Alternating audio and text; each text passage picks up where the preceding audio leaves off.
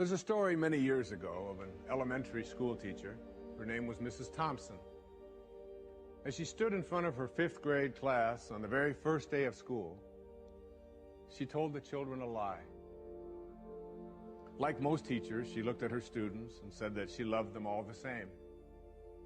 But that was impossible because there in the front row, slumped in his seat, was a little boy named Teddy Stoddard.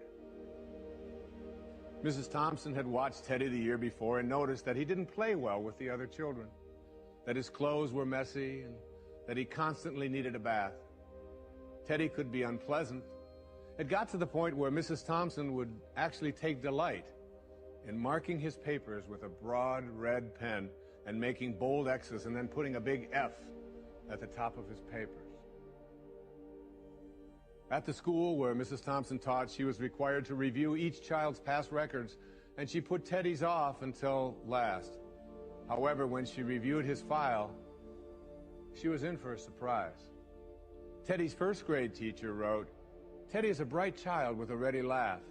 He does his work neatly and he has good manners. He's a joy to be around." His second grade teacher wrote, "Teddy's an excellent student, well liked by his classmates. But he's troubled because his mother has a terminal illness, and life at home must be a struggle." His third grade teacher wrote, "His mother's death has been hard on him. He tries to do his best, but his father doesn't show much interest, and his home life will soon affect him if steps aren't taken." Teddy's fourth grade teacher wrote, "Teddy's withdrawn and doesn't show up much interest in school.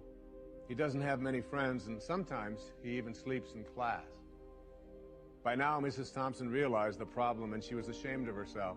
She felt even worse when her students brought her Christmas presents wrapped in beautiful ribbons and bright paper, except for Teddy's. His present was clumsily wrapped in heavy brown paper that he got from the grocery bag. Mrs. Thompson took pains to open it in the middle of the other presents. Some of the children started to laugh when she found a rhinestone bracelet with some of the stones missing and a bottle that was 1/4 full of perfume. But she stifled her children's laughter when she exclaimed how pretty the bracelet was, putting it on and dabbing some of the perfume on her wrist. Teddy Stoddard stayed after school that day just long enough to say, "Mrs. Thompson, today you smell just like my mom used to." After the children left, she cried for at least an hour. On the very day, she quit teaching reading, writing, and arithmetic, and instead, she began to teach children. Mrs. Thompson paid particular attention to Teddy as she